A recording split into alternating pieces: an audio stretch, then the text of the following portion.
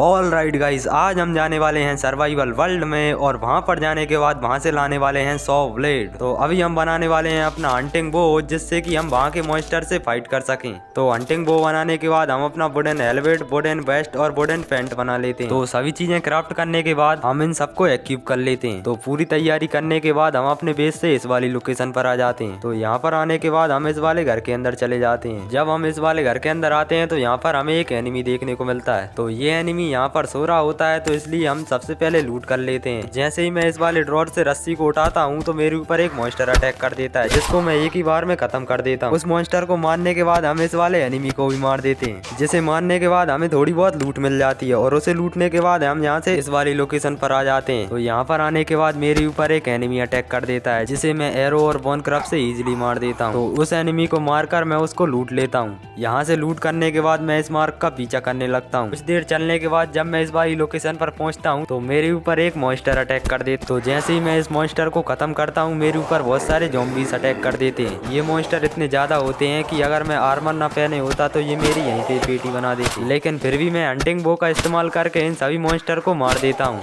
सभी मॉन्स्टर मारने के बाद मैं इस मार्ग को फॉलो करते हुए आगे जाता हूँ और आगे जाकर मुझे इस ड्रम के अंदर 100 ब्लेड मिल जाती है। 100 ब्लेड को उठाकर मैं इस वाले मार्ग को फॉलो करते हुए यहाँ पर आ जाता हूँ। तो जैसे ही मैं यहाँ पर आता हूँ तो यहाँ पर मुझे एक ड्रम देखने को मिलता है और इस ड्रम में भी मुझे 100 ब्लेड देखने को मिलती है। जैसे ही मैं यहाँ से 100 ब्लेड उठाता हूँ, मेरे ऊपर मॉन्स्टर अटैक कर देते हैं, जिसको मारने के बाद मैं यहाँ से अपने बेस पर चला जाता हूँ।